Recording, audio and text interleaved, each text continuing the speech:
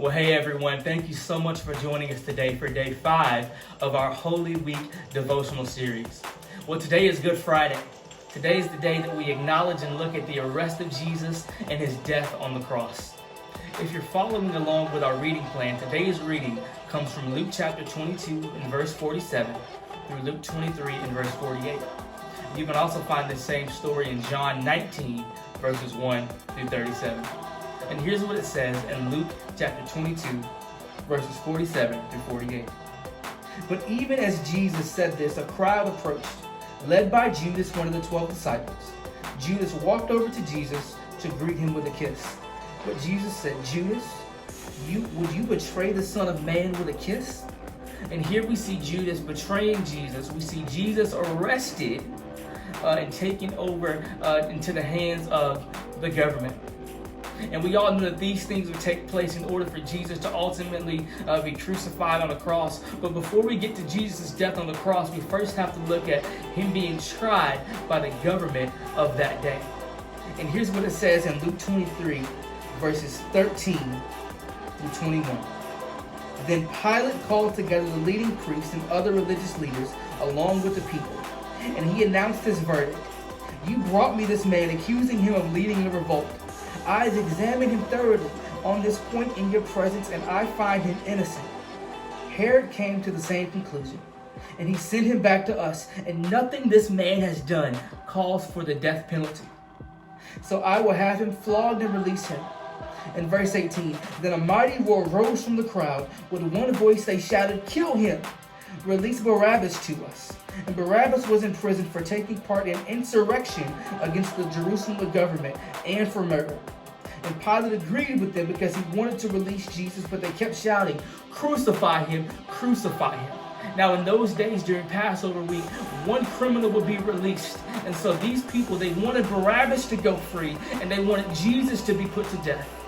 And when I think about this, Barabbas being guilty of crimes would be allowed to go free, and Jesus would be put to death on the cross. Doesn't that remind you of us? That the penalty for sin that we should have to pay, Jesus paid it on the cross. And so Jesus is led up to Golgotha, the place of the skull, and he's ultimately put to death. And here we see this here in Luke chapter 23. And here's what it says.